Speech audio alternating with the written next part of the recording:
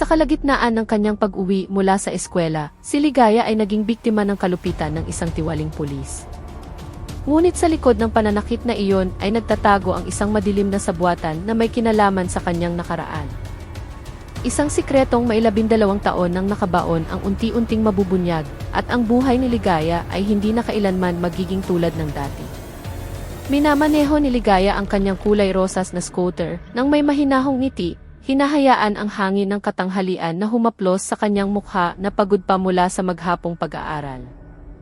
Ang pangunahing kalsada ng kanilang maliit na bayan sa Santa Rosa, Laguna, ay palaging abala, ngunit sa ulado na ni Ligaya ang bawat liko at bawat lubak na kailangan niyang iwasan. Ang kanyang itim na buhok, na bahagyang kumakawala sa pagkakatali, ay marahang sumasayaw sa ihip ng hangin, nagbibigay ng isang munting pakiramdam ng kalayaan sa gitna ng nakakapagod na rutina ng eskwela.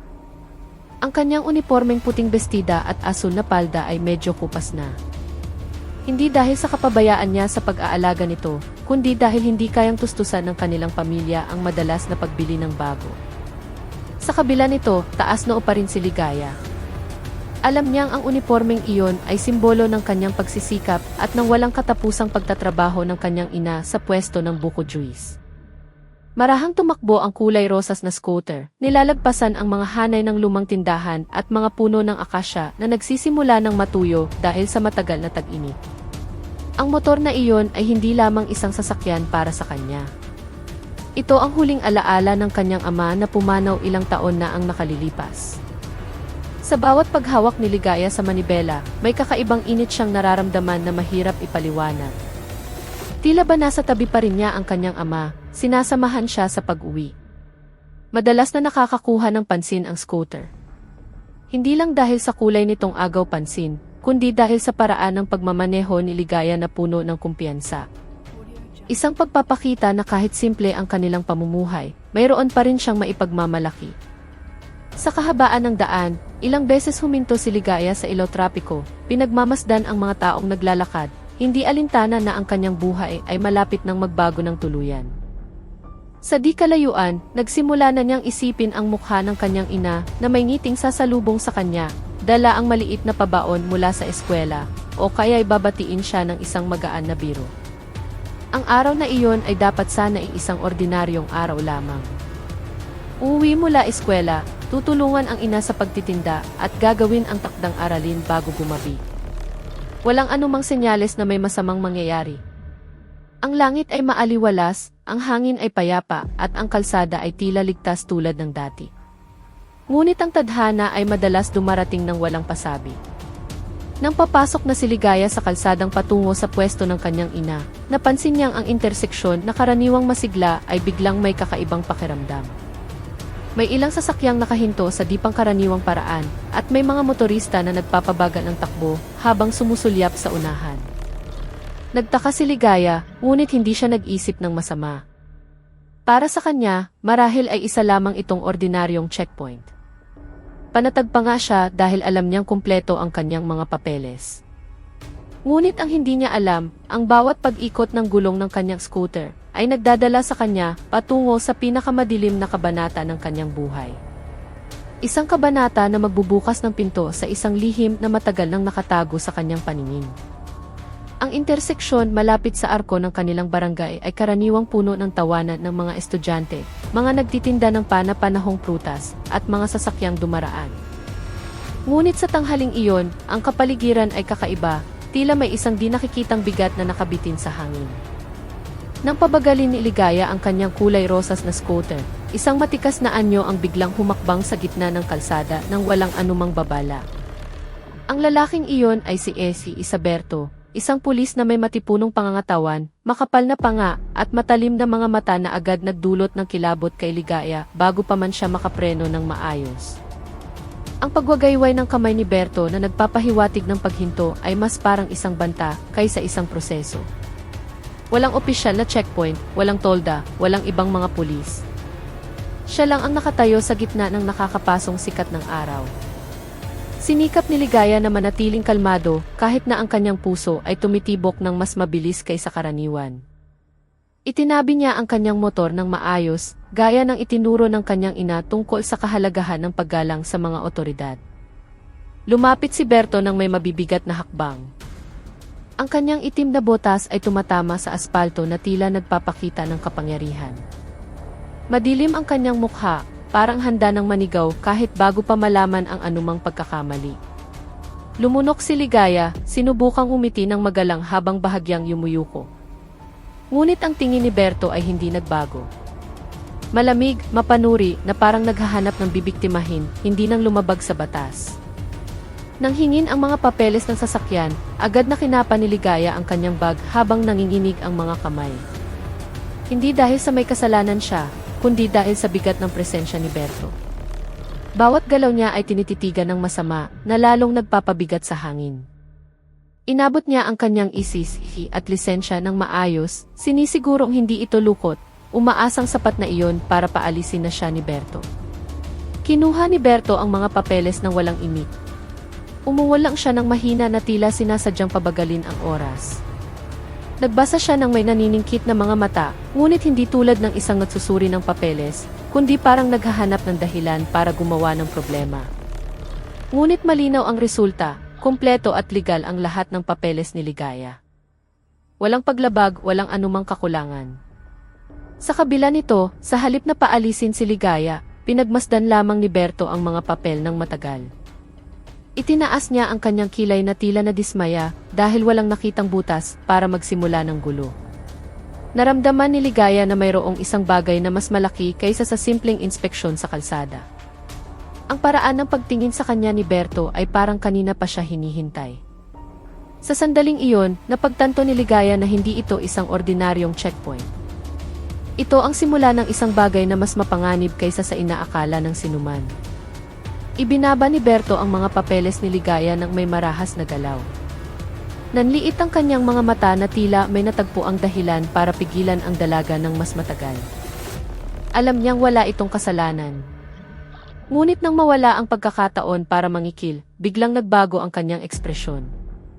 Sa tumataas na boses, nagkunwari siyang nagulat na para bang may napansin siyang isang mabigat na paglabag na ginawa ni Ligaya.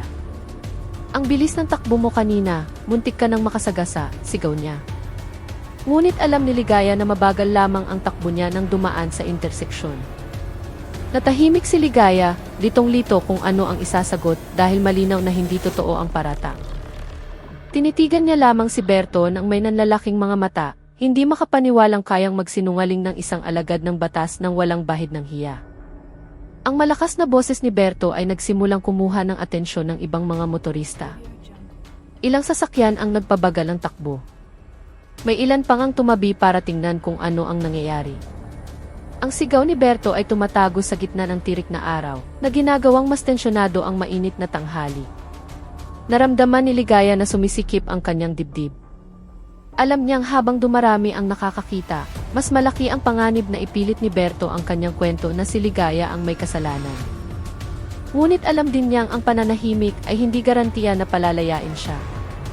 Lumapit si Berto, inilapit ang kanyang mukha kay Ligaya, nagbibigay ng di kinakailangang presyon. Huwag kang magkunwaring inosente. Nakita kita kanina, nakikipagkarera ka, sigaw niya, kahit malinaw na wala siyang anumang ebidensya. Umiling si Ligaya ng marahan, ang kanyang boses ay mahina ngunit matatag. Hindi po ako nagmamadali, sir. Dahan-dahan lang po ako. Ang simpleng pahayag na iyon ay lalong nagpamula sa mukha ni Berto. Hindi dahil sa hiya, kundi dahil pakiramdam niya ay kinuwestiyon ng isang teenager ang kanyang otoridad. Hindi siya sanay na sinasagot, lalo na ng isang dalagang walang kapangyarihan.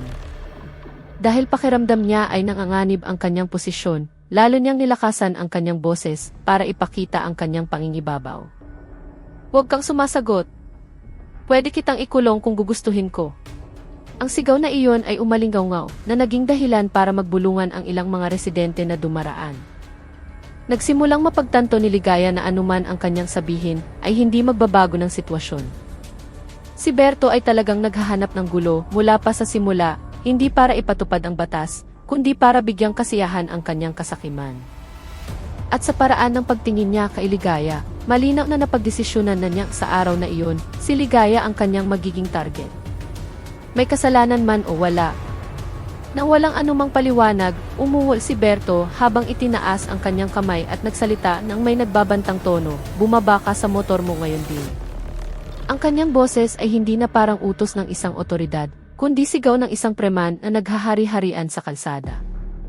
Nagulat si Ligaya, ngunit hindi siya ang tipo na lumalaban, lalo na sa isang taong nakauniporme. Tumingin siya sa paligid, umaasang may makikitang senyales na opisyal ang inspeksyon na ito. Ngunit ang nakita niya lamang ay ang mainit na kalsada at ilang residente na nagpapabagal ng kanilang sasakyan habang nagtataka. Dahil ayaw ng palakihin ang gulo, pinatay ni Ligaya ang kanyang kulay rosas na scooter at dahan-dahang bumaba.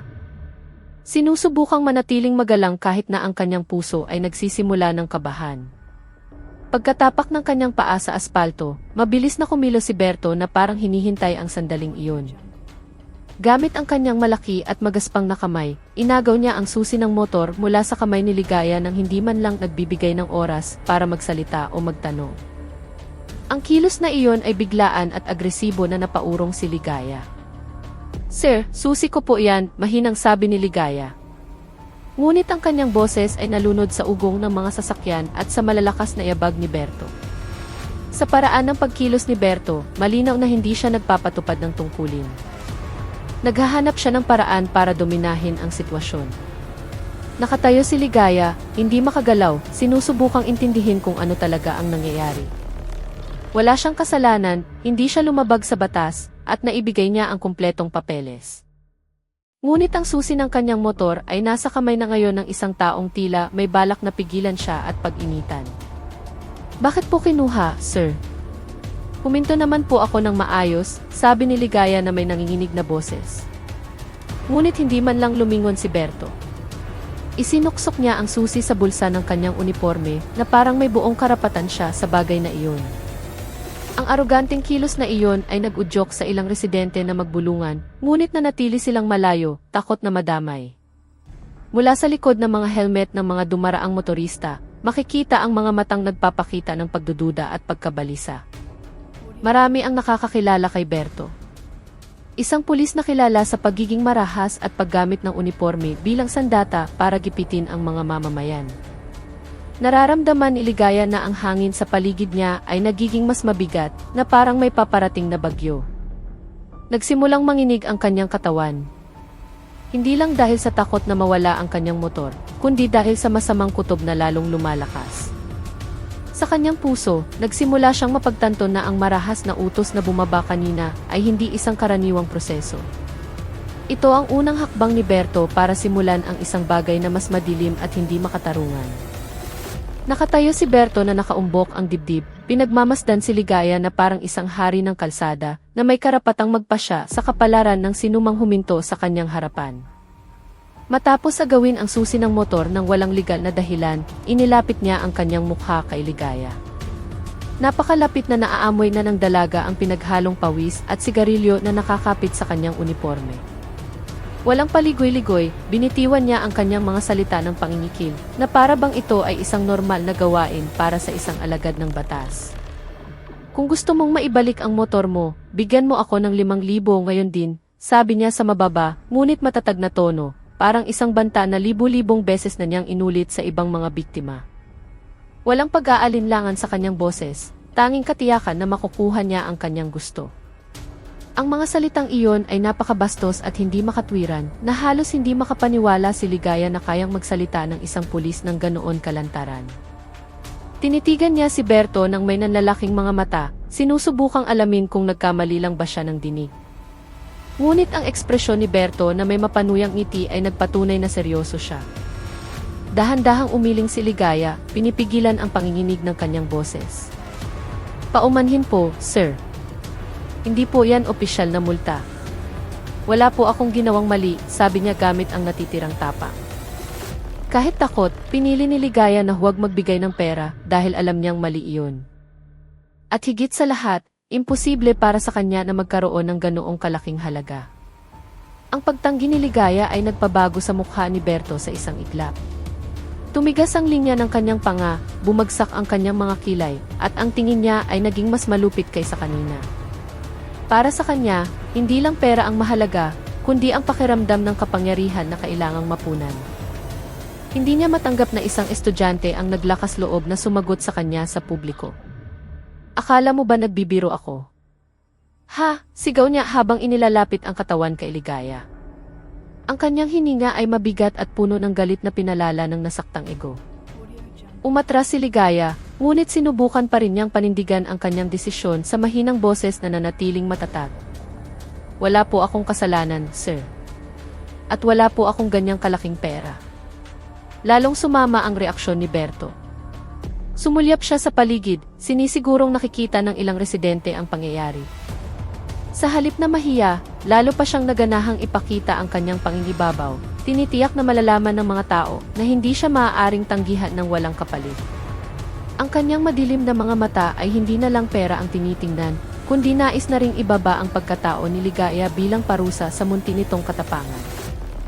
Habang si Ligaya ay nakatayong mahigpit na yakap ang kanyang bag, umaasang huminahon ang sitwasyon, lumapit pa si Berto. At sa kanyang mukha, malinaw na napagdesisyonan niyang hindi sapat ang pangingikil sa araw na iyon kung walang karahasan. Dito na nagsimulang pumasok ang kalupitan sa isang mas madilim na yugto. Umabot sa sukdulan ang galit ni Berto nang ang mga salita ng pagtanggi ni Ligaya ay sumugat sa kanyang marupok na ego. Nang walang kahit isang segundong pagbibigay ng pagkakataon para si Ligaya ay makahinga o maunawaan ang sitwasyon, mabilis na lumipad ang malaking kamay ni Berto patungo sa kanyang mukha. Ang tunog ng sampal ay pumunit sa hangin, malakas at matinis. Narinig ito hanggang sa ilang metro ang layo. Tumabingi ang ulo ni Ligaya. Ang kanyang buhok ay tumilapon at ang kanyang katawan ay agad na nawala ng balanse. Naputol ang kanyang hininga. Hindi lang dahil sa biglaang sakit, kundi dahil sa matinding pagkabigla. Hindi niya kailanman inakala na kayang sampalin ng isang alagad ng batas ang isang estudyante nang walang anumang legal na dahilan. Ang katawan ni Ligaya ay natumba at bumagsak sa aspalto, lumikha ng isang tunog na nagpatakip sa bibig ng ilang nakasaksi. Ang kanyang puting uniforme ay agad na dumihan ng alikabok at maliliit na bato. Naramdaman ni Ligaya na parang nasusunog ang kanyang pisngi. Ang kumikirot na sakit ay gumapang mula sa kanyang panga hanggang sa liig. Nagsimulang mamasa ang kanyang mga mata. Hindi lang dahil sa brutal na sampal, kundi dahil sa kahihiyan at takot na biglang dumagan sa kanyang dibdib. Sinubukan niyang bumangon, ngunit nang hina ang kanyang mga tuhod, kaya muli siyang bumagsak na humihingal.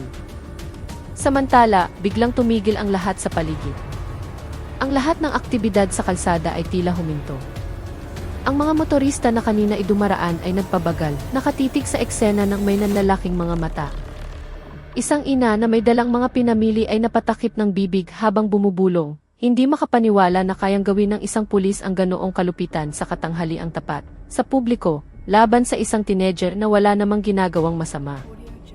Ngunit kahit na nakikita nila at alam nilang mali ang ginagawa, karamihan sa mga tao ay nanatiling nakatayo lamang. May mas malaking takot sa unipormeng matagal nang naging simbolo ng banta. Sa gitna ng tensyon, si Berto ay tila lalong nasiyahan.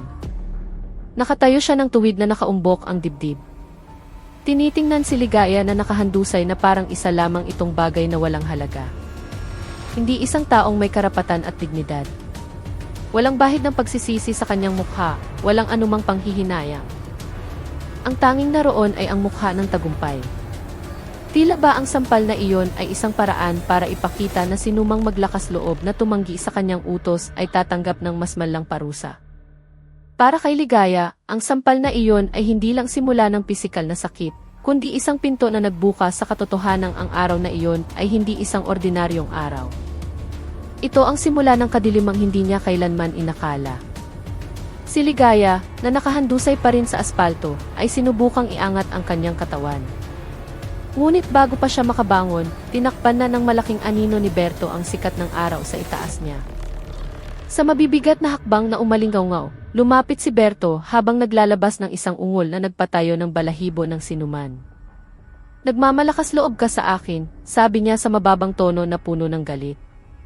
Nang hindi naghihintay ng sagot, itinaas niya ang kanyang paa at tinapakan ang katawan ni Ligaya. Tumatama sa kanyang likod na nagpatili sa dalaga sa kanyang lalamunan. Ang bigat ng bota ay pumigil sa paghinga ni Ligaya at ang mundo sa paligid niya ay tila umikot. Hindi pa doon natapos, muli siyang humakbang at tinapakan ulit ito. Na para bang ang katawan ni Ligaya ay lupa lamang na dapat tapak-tapakan. Bawat tapak ay nagpasukot kay Ligaya, pinoprotektahan ang kanyang mukha gamit ang mga braso, kahit hindi ito gaanong nakatulog. Ang kanyang unipormeng puti at asul ay naging kulay abo, puno ng alikabok na may halong dumi mula sa marahas na pagkiskis sa aspalto. Mula sa kanyang labi ay may umagos na manipis na dugo, hindi dahil sa malalim na sugat, kundi dahil sa naunang pagbagsak. Umiyak si Ligaya, hindi lang dahil sa pisikal na sakit, kundi dahil sa pakiramdam na wala na siyang halaga. Sa paligid, nagsimulang magpakita ng mas matinding reaksyon ang mga tao. Ang mga mukha na kanina ay nakatingin lang mula sa malayo ay namutla, nagalit at hindi makapaniwala. Isang lalaking nasa katanghulan ang edad ang humakbang, ngunit agad na napigilan ang sarili nang makita ang matalim na tingin ni Berto na tila hinahamon ang sinumang makikialam. Ilang babae ang napatakip ng bibig. Mayroong halos maiyak nang makita ang isang estudyanteng pinahihirapan ng ganoon. Kahit na ang takot ay nakatali pa rin sa kanilang mga paa, nagsimula nang magbago ang sitwasyon. Ang dating katahimikan ay nabasag ng pagkasuklam at galit na lalong lumalakas sa puso ng marami. At sa gitna ng lahat ng ito, si Berto ay tila lalong nasisiyahan sa kanyang ginagawa. May isang maliit na tawa ang lumabas sa kanyang bibig.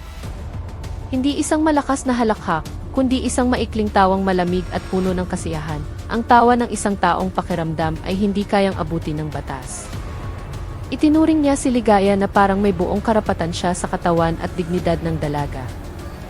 Tila ba ang unipormeng suot niya ay nagbibigay sa kanya ng kapangyarihang yurakan ang sinumang ayaw sumunod. Para kay Ligaya, ang tawang iyon ang pinakamasakit na tunog sa araw na iyon. Mas masakit kaysa sa tapak ng sapatos, mas nakakahiya kaysa sa sampal. Ito ang tanda na kaharap niya ang isang taong hindi siya tinitingnan bilang tao. At sa sandaling iyon, ang mundo ni Ligaya ay nagsimulang gumuho. Sa gilid ng kalsada, 10-10 pares ng mata ang nakasaksi kung paano tinapakan ang katawan ng isang estudyante ng high school ng isang nakaunipormeng pulis nang walang bahid ng awa. Bumagal ang takbo ng mga motor. Karamihan ay huminto na. Ngunit kahit malinaw nilang nakikita ang kawalang katarungan, walang sinuman ang nangahas na lumapit. Ang kayumangging uniporme sa katawan ni Berto ay parang isang kalasag na pumipigil sa kanilang katapangan. Para sa mga ordinaryong mamamayan, ang unipormeng iyon ay hindi lang simbolo ng batas, kundi simbolo ng kapangyarihan na kayang sirain ang buhay ng isang tao sa isang maliit na ulat o paninirang puri. Ang takot na iyon ay matagal nang nakatanim, kaya pinili nilang manahimik kahit natutol ang kanilang mga puso. Ilang matatandang lalaki ang napakuyom ng kanilang mga kamao, ngunit hindi pa rin sila gumagalaw. Alam nila ang reputasyon ni Berto, isang pulis na madalas mangikil, manakot, at kayang gumawa ng kalupitan ng walang takot sa batas. Marami sa kanila ang nakaranas na ng hindi makatarungang pagtrato mula sa kanya. Mayroong pinilit magbayad, mayroong ikinulong ng walang dahilan, at mayroon ding tinakot ang pamilya. Kaya't ang makitang sinasaktan si Ligaya ay nagpabalik sa kanilang masasamang alaala. Ngunit ang mga nakakuyom na kamao ay hindi pa rin kumikilos. Nanaig pa rin ang takot, dumadagan sa kanilang dibdib na parang isang malaking bato. Sa gitna ng mga tao, ilang ina ang nagsimula ng umiyak. Mayroong umiiling, mayroong napatakip ng bibig dahil sa takot. Nakikita nila si Ligaya hindi lang bilang isang biktima, kundi bilang kanilang sariling anak. Isang dalagang hindi pangaganap na nasa hustong gulang ay tinatratong parang kriminal sa harap ng maraming tao. Ang kanilang mga tingin ay puno ng awa, ngunit ang kanilang mga katawan ay nanigas. Alam nilang kung may isang lumapit, maaaring baliktarin ni Berto ang sitwasyon at dalhin ang sinuman sa istasyon ng pulis ng madali. Ang takot na iyon ay naging isang di nakikitang pader na pumipigil sa bawat saksi. Ngunit dahan-dahan may nagbago sa loob ng mga tao. Nang makita ang manipis na dugo sa labi ni Ligaya, nang lalong luminaw ang kanyang pag-iyak, at nang umalingawaw ang maliit na tawa ni Berto na tila iniinsulto ang dignidad ng lahat ng naroroon. Ang galit na matagal na nilang kinimkim ay nagsimulang kumilos sa kanilang mga puso. Ang mga tingin na dati puno ng takot ay nagbago. Naging mas matalim, mas matapang, mas madilim. May isang kislap ng galit na nagsimulang lumaki. Hindi lang dahil sinaktan si Ligaya, kundi dahil ang pangyayaring iyon ay naging simbolo ng lahat ng kawalang katarungang dinanas nila sa loob ng maraming taon. At nang hindi nila namamalayan, ang buto ng paglaban ay naitanim na. Hinihintay na lamang nila ang isang huling tulak bago ang lahat ng takot na iyon ay maging isang katapangang hindi na mapipigilan. Ang pwesto ng buko juice ni Aling Nena ay dinudumog ng mga customer na naghahanap ng pamatid uhaw sa init ng araw. Si Aling Nena, na may pagod ngunit tapat ng ngiti sa kanyang mukha, ay nagsasalin ng sabaw ng buko sa mga basong plastik ng isang kapitbahay ang tumakbo palapit na may mukha ng pag-aalala. Hinihingal ito, basa ang damit sa pawis, at nanlalaki ang mga mata na parang may nakitang napakasama. Nang walang tigil, sinabi niya ng putol-putol, "Aling Nena." "Si Ligaya." Binubugbog ng pulis sa kanto. Ang mga salitang iyon ay tumama sa tainga ni Aling Nena na parang kidlat sa katanghaliang tapat. Ang basong hawak niya ay halos mahulog. Sa isang iglap, tila huminto ang mundo ni Aling Nena. Namutla ang kanyang mukha at ang mga kamay niyang sanay sa trabaho ay nanginginig ngayon. Hindi na siya nagtanong pa o sinigurado ang balita. Isa lang ang nasa isip niya, nasa panganib ang kanyang anak. Nang hindi isinasara ang kanyang pwesto, nang hindi inaayos ang kanyang mga paninda, at walang pakialam sa mga customer na nakapila pa, agad na tumakbo si Aling Nena, iniwan ang lahat. Ang tunog ng kanyang tsinelas ay malakas na tumatama sa lupa. Mabilis at alanganin ang kanyang mga hakbang, tila mas mabilis pa ang kanyang katawan kaysa sa isip. Bawat hakbang ay parang napakahaba. Hinihingal siya, sumisikip ang dibdib, ngunit hindi siya tumigil. Sa kanyang isip ay umiikot ang iba't ibang masasamang posibilidad. Nahulog si Ligaya, nasaktan si Ligaya, walang magawa si Ligaya. Naiisip niya ang kanyang inosenteng anak na tuwing umaga ay binabaunan niya ng dasal para laging ligtas. Ngayon, pinahihirapan ng isang taong dapat sana'y tagapagtanggol ng mamamayan. Nagsimulang umagos ang kanyang mga luha nang hindi mapigilan. Ngunit hindi tumigil si Aling Nena. Patuloy siyang tumakbo, pinipilit ang kanyang katawan na pagod na sa maghapong trabaho para lang sa kanyang kaisa-isang anak. Habang papalapit siya sa interseksyon, ang mga bulungan at tingi ng mga taong nanonood mula sa malayo ay lalong nagpatibok ng kanyang puso. Ang dami ng tao ay isang senyales na mas malala pa ang nangyari kaysa sa kanyang inaakala. Lalong bumilis ang kanyang mga hakbang kahit na lumalabo na ang kanyang paningin dahil sa mga luha. Ayaw niyang maniwala. Ngunit ang kutob ng isang ina ay nagsasabing may napakasamang nangyari kay Ligaya. At sa bawat segundong lumilipas, ang takot na iyon ay nagiging isang nag-aalab na determinasyon. Isang determinasyon na hanapin ang kanyang anak at protektahan ito anuman ang kapalit. Pagdating niya sa interseksyon, ang paningin ni Aling Nena ay agad na napunta sa isang imahe na halos magpaluhod sa kanya. Si Ligaya ay nakahandusay sa aspalto. Nakabaluktot ang kanyang katawan. Ang kanyang uniforme ay marumi, puno ng alikabok, at may manipis na dugo sa gilid ng kanyang labi. Tila nawala ng tunog ang mundo. Ang lahat ng ingay sa kalsada ay nawala sa kanyang pandinig. Pinalitan ito ng tibok ng sarili niyang puso. Nang walang pag-aalinlangan, inihagis niya ang kanyang sarili patungo kay Ligaya, tumakbo, natisod, at lumuhod sa tabi ng kanyang anak. Hinaplos ng kanyang nanginginig na mga kamay ang pisngi ni Ligaya habang humihikbi, tinatawag ang pangalan ng anak na mag-isa niyang pinalaki ng may buong sakripisyo. Nang makita niya si Berto na nakatayong tuwid habang hawak ang susi ng scooter ni Ligaya, ang galit at takot ay naghalo na nag-udyok sa kanya na gawin ang isang bagay na hindi niya kailanman inakala. Lumuhod siya sa harap ng lalaking nanakit sa kanyang sariling dugo. Sa mga luhang hindi tumitigil sa pag-agos, yumuko si Aling Nena hanggang sa dumikit ang kanyang noo sa matigas na aspalto. "Sir, parang awan niyo na, pakawalan niyo na po ang anak ko. Pakiusap po, sir." Ang kanyang boses ay basag, puno ng desperasyon na tanging sa isang inang takot na mawalan ng anak lamang maririnig. Ang kanyang pag-iyak ay yumanig sa paligid na nagpaiyak din sa ilang nanonood. Wala na siyang pakialam sa alikabok, sa init o sa sakit. Ang tanging gusto niya ay maligtas ang kanyang anak. Nagmakaawa siya na parang isang taong walang dignidad. Dahil para sa isang ina, walang halaga ang dignidad kapag ang kaligtasan ng anak ang nakataya. Ngunit tinignan lamang siya ni Berto ng walang emosyon. Tila si Aling Nena ay hindi isang taong humihingi ng tulong, kundi isang munting hadlang lamang.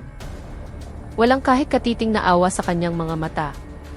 Nakatayo siya na nakapamiwang, nakataas ang baba, ipinapakita ang kayabangang matagal ng kinatatakutan ng mga tao.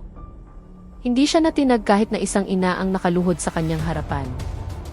Walang awa, walang pagsisisi. Tanging ego at huwad na kapangyarihan ang nagbibigay sa kanya ng karapatang hiyain ang sinumang nasa ilalim niya. Kahit lumakas pa ang iyak ni Aling Nena, sumulyap lamang si Berto na may pagkainit. Ang mga nanonood ay nagsimulang makaramdam ng kakaiba sa kanilang mga puso. Hindi na takot, kundi galit na lumalaki mula sa matinding awa. Nakikita nila ang isang inang handang ibaba ang sarili, lumuhod sa gitna ng kalsada para iligtas ang kanyang anak. Ang eksenang iyon ay tumusok sa puso ng sinumang may konsensya. Ngunit si Berto ay nanatiling nakatayo na parang isang pader na walang pakiramdam. Ang kanyang malamig na kilos ang naging mitsa para sa maraming tao sa paligid. Sa sandaling iyon, napagtanto ng mga residente na ang kanilang nasasaksihan ay hindi na isang ordinaryong kawalang katarungan. Ito ay isang kalupitan na nangangailangan ng paglaban. At nang hindi nila namamalayan, ang simula ng pagbabago sa buong trahedyang ito ay nagsimula na. Habang si Aling Nena ay nakaluhod pa rin, nanginginig ang katawan at paos na nagmamakaawa, ipinakita ni Berto ang kanyang pinakamadilim na panig. Sa isang iglap, walang babala, iwinasiwas niya ang kanyang paa at sinipa ang katawan ni Aling Nena ng buong lakas. Ang sipa na iyon ay nagpatilapon sa ina, bumagsak sa tabi mismo ni Ligaya na nakahandusay pa rin. Ang tunog ng pagbagsak ng katawan ni Aling Nena sa lupa ay nagpasigaw sa ilang residente. Ngunit hindi ang sigaw na iyon ang pinakamasakit, kundi ang mahinang boses ni Aling Nena na tinatawag ang pangalan ng kanyang anak, puno ng sakit, puno ng takot, ngunit nagpapakita pa rin ang pagmamahal na hindi matitinag. Ang eksenang iyon ay biglang nagpabago sa hangin sa interseksyon. Tila hindi naramdam ang init ng araw dahil lahat ng atensyon ay napunta sa karumaldumal na gawaing iyon.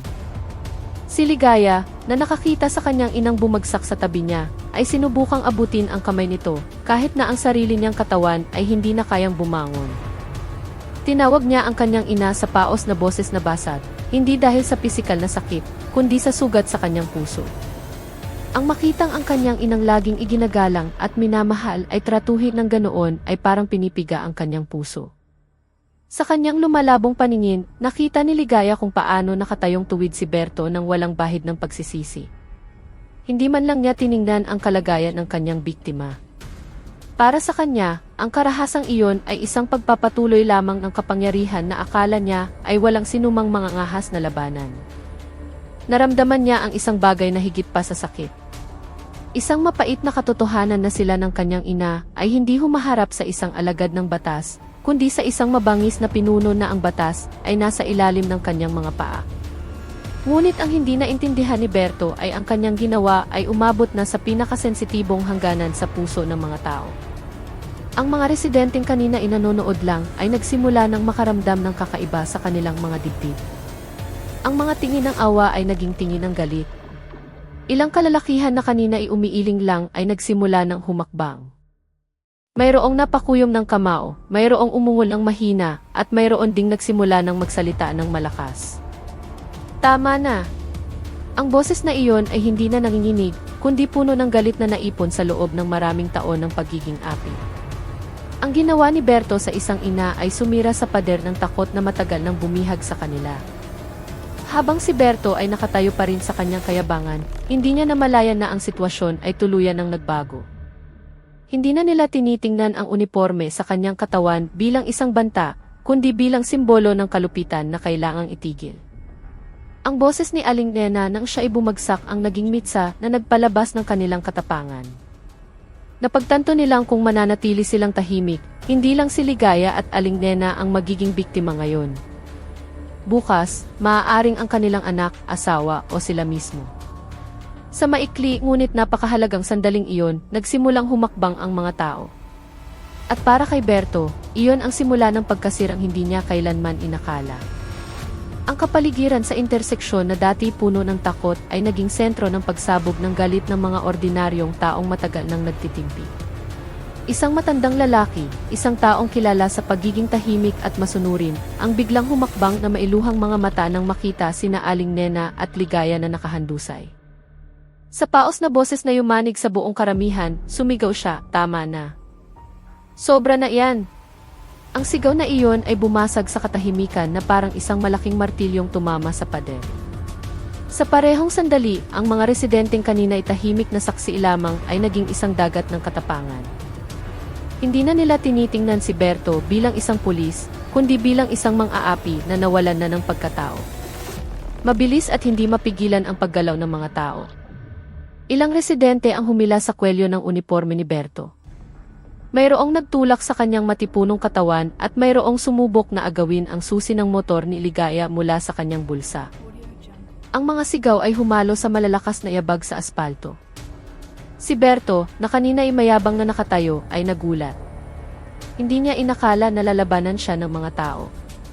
Sinubukan niyang manlaban at magbanta. Ngunit ang dami ng mga taong kumilos ay nagpawala sa kanyang kontrol sa sitwasyon. Ang kanyang mukha ay naging tensyonado at sa unang pagkakataon, kitang-kita ang takot sa kanyang mga mata. Kahit na matipuno ang kanyang katawan at ipinakita niya ang kanyang lakas para takutin ang kanyang mga biktima, ngayon ay kaharap niya ang sama-samang galit na hindi kayang labanan ng kalamnan lamang. Ang galit ng mga tao ay hindi para saktan siya, kundi para itigil ang kalupitang nangyayari. Sa gitna ng gulo, hinawakan ng ilang kalalakihan ang kanyang balikat para hindi na siya makalapit kina Ligaya at Aling Nena. Mayroong humila sa kanyang braso patalikod para hindi siya makaganti. At ang iba ay gusto lang siguraduhin na hindi na siya magkakaroon ng pagkakataong manakit pa ng iba. Ang bigat ng mga tao ay nagpawala ng balanse kay Berto at bumagsak siya sa lupa. Nakahandusay, hindi na maipakita ang kanyang pangingibabaw. Pinalibutan siya ng mga taong hinihingal dahil sa matinding emosyon, ngunit mabilis nilang pinigilan ang kanilang sarili para hindi maging isang ganap na kaguluhan. Napagtanto nilang ang kanilang ginawa ay hindi isang krimen, kundi isang huling paraan ng pagtatanggol kapag ang batas ay nabigong protektahan ang mga mahihina. Naging tensyonado ang sitwasyon ngunit puno ng katiyakan. Sa unang pagkakataon, nanaig ang boses ng taong bayan laban sa kawalang katarungan. At sa gitna ng gulo, ilang residente ang agad na bumalik kina Ligaya at Aling Nena para siguraduhing matutulungan sila. Isang kamalayan ang umusbong sa puso ng bawat saksi. Sa araw na iyon, hindi lang isang pamilya ang kanilang iniligtas, kundi tumayo rin sila laban sa takot na matagal nang gumapos sa buong barangay. Nang humupa ang galit ng mga tao, ang atensyon ay agad na napunta sa dalawang pinakanagdurusa sa insidenteng iyon, sina Ligaya at Aling Nena. Pareho silang nakahandusay sa mainit na aspalto. Hindi na kayang suportahan ng kanilang mga katawan ang sakit at pagkabigla na kanilang dinanas. Ilang residente ang agad na lumuhod sa tabi nila, sinusubukang pakalmahin sila, habang ang iba ay sumisigaw sa mga sasakyan para huminto at magbigay ng tulong. Isang pickup truck na nagkataong dumaraan ang agad na pinahinto ng isang binata. At nang walang anumang utos, sama-sama nilang binuhat si Ligaya ng may pag-iingat para hindi madagdagan ang sakit. Pagkatapos noon, tinulungan nila si Aling Nena na nanginginig pa rin at nahihirapang huminga. Ang sitwasyon ay nagbago mula sa magulong galit tungo sa isang pagsagip na puno ng sinseridad at pagmamadali. Sa gitna ng pag-aalala, nagkasagutan ang mga boses ng mga tao sa pagbanggit ng pinakamalapit na ospital. Isang ginang ang mahigpit na humawak sa kamay ni Ligaya, sinusubukang pakalmahin ang dalaga habang ang sarili niyang mga luha ay hindi mapigilan. Samantala, isang lalaking nasa katanghulan ang edad ang tumapik sa balikat ng driver ng pickup at sinabing, "Pakibilisan po, Mano. Baka hindi na umabot ang bata." Agad na tinapakan ng driver ang gas, inilayo sina Ligaya at Aling Nena mula sa lugar ng krimen. Mula sa likod ng pickup, saglit na nagmulat ng mata si Ligaya, tinitingnan ang langit na nanginginig dahil sa sakit. At sa maikling sandaling iyon, nakita niya ang mukha ng kanyang ina na maputla at puno ng takot. Pareho silang hindi makapagsalita, ngunit ang kanilang mga tingin ay nagsasabi ng maraming bagay, kapit lang. Sa kabilang dako, ang mga residenteng naiwan ay hindi pinabayaang makatakas si Berto sa kanyang responsibilidad. Ilang sa mga pinakamatatapang na lalaki ang kinalagkad ang katawan ni Berto na nawalan na ng kayabangan patungo sa lokal na istasyon ng pulis. gusot ang kanyang uniforme, namumutla ang kanyang mukha, at hinihingal siya. Hindi na siya ang mayabang na nakatayo kanina. Ngayon, isa na lamang siyang tiwaling pulis na kailangang harapin ang kanyang mga ginawa sa batas, o iyon man lang ang inaasahan ng mga tao. Sa nagmamadaling mga hakbang, sinamahan ng mga residente si Berto habang sumisigaw para siguraduhin hindi siya basta-basta mapoprotektahan ng ibang mga pulis. Kalag ka rin yan. Huwag hayaang makatakas, sigaw ng isang lalaking nakasaksi sa buong pangyayari. Ngunit sa likod ng kanilang determinasyon, mayroong pag-aalala na mahirap baliwalain. Marami sa kanila ang nakakaalam, o nararamdaman man lang, na ang problemang ito ay hindi magiging kasing simple ng pagdala kay Berto at paghihintay sa hustisya. Napagtanto nilang sa likod ng matipunong katawan ni Berto, may mas malalaking anino, mga pangalang hindi nababanggit at kapangyarihang hindi lumalabas sa publiko. Ngunit sa kabila nito, sa araw na iyon, ginawa ng mga residente ang pinakamabuting magagawa nila, iligtas sina Ligaya at Aling Nena, at siguraduhing hindi makakalaya ang gumawa ng kalupitan. Ang lahat ng susunod ay nakasalalay na sa kung ano ang mabubunyag sa ospital at sa istasyon ng pulis, kung saan isang malaking sikreto ang tahimik na naghihintay na mabuksan. Pagdating ng mga residente sa istasyon ng pulis, habang kinaladkad si Berto, ang sitwasyong kanilang natagpuan ay malayo sa kanilang inaasahan.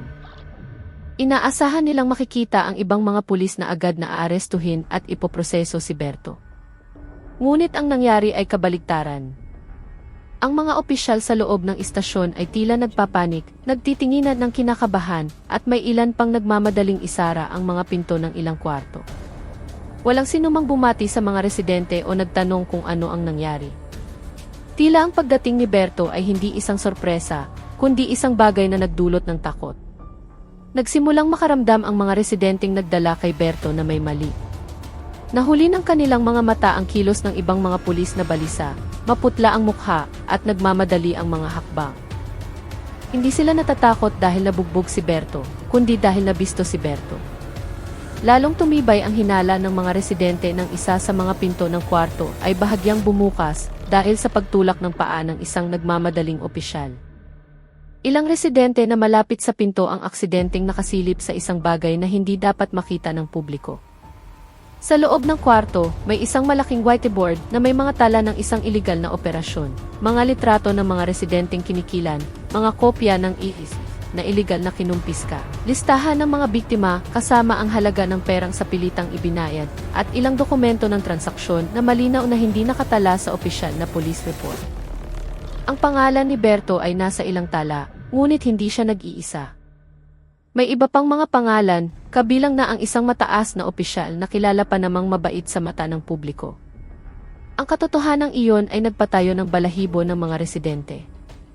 Sinubukan ng isang opisyal na isara ang pinto ng mabilis habang sinasabing hindi sila dapat nasa lugar na iyon. Ngunit ang kanyang mga salita ay mahina at desperado. Ang ilang residenteng nakakita na sa loob ay nagkatinginan. Napagtanto nilang ang kanilang nasaksihan ay hindi na tungkol sa isang tiwaling pulis lamang.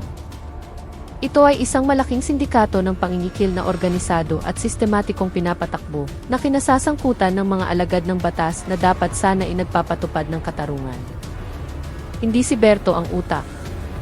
Siya ay isang tauhan lamang, isang taga-kolekta sa lansangan na inatasang mangolekta ng pera mula sa mga ordinaryong mamamayan habang ang kita ay umaakyat sa mga taong ang kapangyarihan ay hindi abot ng karaniwang tao. Nang sa wakas ay ibinagsak si Berto sa sahig at sinubukan siyang kunin ng isang opisyal mula sa mga residente, ilang pulis ang nagbubulungan na may mukha ng pag-aalala. Ang kanilang bulungan ay mahina. Paano to? Kapag nalaman ng mga yan ang laman ng mga file, lagot tayo. Ang mga salitang iyon ay nagpatunay sa lahat. Nagsimulang mapagtanto ng mga residente na ang pagdala kay Berto sa istasyon ay hindi katapusan ng problema, kundi simula ng isang bagay na mas madilim. Binuksan nila ang pinto sa isang mundong matagal nang nakatago sa likod ng uniforme at pekeng ngiti ng mga otoridad. At ngayong nabuksan na ang sikreto, napagtanto nilang ang kapalaran ni Ligaya, Aling Nena, at ng buong barangay ay maaaring magbago ng husto dahil ginalaw nila ang pugad ng isang sabuatan na hindi mananahimik lang habang nanganganib na mabisto ang kanilang mga krimen. Nang dahan-dahang imulat ni Ligaya ang kanyang mga mata sa silid ng ospital, ang nakakasilaw na puting ilaw ay nagpakurap sa kanya. Mabigat ang kanyang katawan, masakit ang ulo, at sa tuwing susubukan niyang huminga ng malalim, ang sakit mula sa mga pasa sa kanyang baywang at balikat ay agad siyang pinipigilan. Ngunit ang pinakanakakabagabag ay hindi ang pisikal na sakit, kundi ang mga bulungan na naririnig niya mula sa dulo ng silid.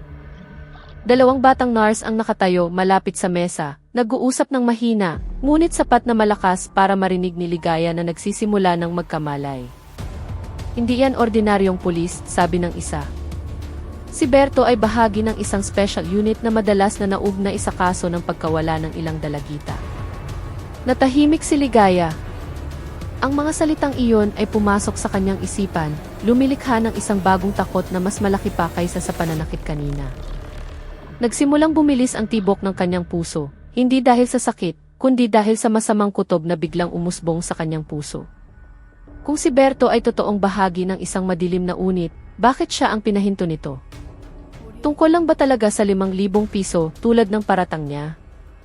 O mayroon bang isang bagay na mas malaki, mas nakakatakot na siyang tunay na dahilan?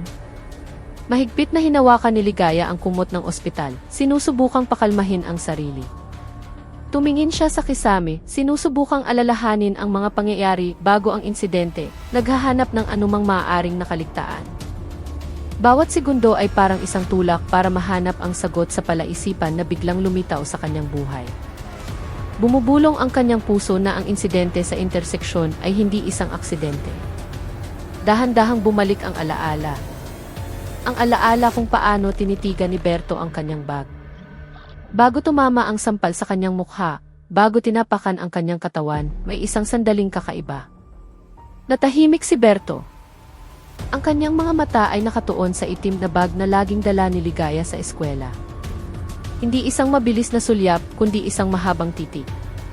Tila may sinusuri siyang isang bagay na napakahalaga. Noong una, inakala ni Ligaya na naghahanap lang si Berto ng karagdagang dahilan para mangikim. Ngunit ngayon, matapos marinig ang usapan ng mga nurse, ang lahat ay tila naiiba. Hindi pera ang hinahanap ni Berto. May hinahanap siya. Isang bagay na pinaniniwalaan niyang nasa loob ng bag ni Ligaya. At ang kamalayang iyon ay nagpakilabot sa kanya mula ulo hanggang paa. Lalong nagulo ang isip ni Ligaya. Ano ang nasa loob ng kanyang bag? Mga libro, pencil case. Walang kakaiba doon. Ngunit bakit ganoon katindi ang titig ni Berto at bakit tila may gusto siyang siguraduhin? Ipinikit ni Ligaya ang kanyang mga mata, sinusubukang alalahanin kung mayroong isang bagay na kakaiba na maaaring naisuksok ng iba. Lahat ay tila normal maliban sa isang bagay. Kinaumagahan bago pumasok sa eskwela, may nakita si Ligaya na isang maliit na sobre sa ilalim ng kanilang mesa. Walang pangalan, walang sulat. At isinuksok niya ito sa kanyang bag nang hindi nabubuksan dahil nagmamadali na siya. Sa sandaling iyon, naputol ang hininga ni Ligaya. Ang kanyang puso ay kumabog ng napakalakas. Iyon ba ang sobreng dahilan kung bakit siya pinahinto? Ang sobre bang iyon ay may kinalaman sa madilim na sindikatong pinag-uusapan ng mga nurse? Biglang naramdaman ni Ligaya na ang kanyang buhay ay hindi na magiging pareho. Siya ay nadawit sa isang bagay na mas mapanganib kaysa sa kanyang inaakala. Nang gabing iyon, ang kapaligiran sa ospital ay mas tahimik kaysa karaniwan. Tanging ang mga yabag ng nurse ang maririnig sa pasilyo at ang mga puting ilaw sa kisam ay kumikislap na tila nagbabantay sa mga pasyente. Si Ligaya, na nakahiga, ay sinubukang ipikit ang kanyang mga mata kahit na ang kanyang isip ay puno pa rin ng mga tanong tungkol sa misteryosong sobre na nakita niya kaninang umaga. Ngunit nang siya ay magsisimula ng makatulog, biglang namatay ang lahat ng ilaw. Ang silid ay nalunod sa kadiliman sa loob ng 2 segundo na nagpatalon sa puso ni Ligaya. Nang bumalik ang kuryente, isang malamig na pakiramdam ang gumapang sa kanyang likod. Hindi dahil sa pagkawala ng ilaw, kundi dahil sa isang maliit na pagbabago sa loob ng silid. Sa tabi ng kanyang kama, sa ibabaw ng maliit na mesa kung saan karaniwang nakalagay ang baso ng tubig, mayroon na ngayong isang misteryosong piraso ng papel. Sigurado si Ligaya na wala iyon doon kanina. Walang pumasok. Walang tunog ng pinto, walang aninong gumalaw. Nanginginig ang kamay ni Ligaya nang abutin niya ito. Ang papel ay maliit, lukot sa gilid, at nakasulat sa itim na tinta na hindi maayos. Tila nagmamadali ang sumulat o ayaw magpakilala. Nang buksan ni Ligaya ang papel, naputol ang kanyang hininga. Isang maikling pangusap lamang ang nakasulat, ngunit ang epekto nito ay parang isang pagsabog sa kanyang isipan. Ligaya, dala-dala mo ang isang bagay na dapat ay 12 taon nang nawawala. Ang mga salitang iyon ay tumama sa kanyang isipan na may takot na hindi niya pa naramdaman noon. Ano ang ibig sabihin nito? Bakit siya? Ano ang nangyari 12 taon na ang nakalipas? Isang taon kung saan hindi pa niya naiintindihan ang mundo. Mabilis na umikot ang isip ni Ligaya. Ang kanyang katawan ay lalong nanlamig. Tila biglang nawala ng init ang silid. Tumingin siya sa paligid, umaasang makahanap ng isang makatwirang paliwanag. Ngunit ang natagpuan niya ay isang bagay na mas nakakatakot. Sa labas ng bintana ng ospital na bahagyang bukas ang kortina, nakita ni Ligaya ang isang itim na kotse na walang plaka. Nakahinto ito sa ilalim mismo ng ilaw ng hardin ng ospital. Ngunit patay ang ilaw nito, kaya karamihan sa anyo nito ay nilamon ng kadiliman. Walang galaw, walang tunog ng makina, tanging isang nakakatakot na katahimikan. Ang kotse ay tila nakatitig pabalik kay Ligaya, nagmamasid, naghihintay ng isang bagay. Isang bagay na hindi maintindihan ni Ligaya. Ang kanyang puso ay tumibok ng malakas hanggang sa halos masakit na. Hinawakan ni Ligaya ang papel ng mahigpit, na para bang ang sagot sa kanyang buhay ay nakasalalay sa isang piraso ng papel na hindi niya maunawaan. Napagtanto niya na ang insidente sa kalsada, ang pangingikil ni Berto, at kahit na ang brutal na karahasan na kanyang dinanas ay hindi ang punot dulo ng problema. Lahat ng iyon ay isang pinto lamang patungo sa isang mas malalim na sabwatan. Isang bagay mula sa kanyang pagkabata, isang panahong wala pa siyang alam tungkol sa madilim na mundo ng mga matatanda, ay hinahabol pa rin siya hanggang ngayon. At ang mga taong naghahanap sa kanya ay hindi mga ordinaryong tao, kundi mga taong may kapangyarihan, koneksyon, at isang lihim na dahilan para siguraduhing may isang bagay na mananatiling nawawala. Isang bagay na ngayon, sa hindi malamang dahilan, ay nasa kamay ni Ligaya. Ang kwentong ito ay hindi pa tapos. Ang nangyari ngayon ay simula pa lamang ng isang malaking bagyo na handang lunurin ang sinumang susubok na isiwalat ito. Hindi pa alam ni Ligaya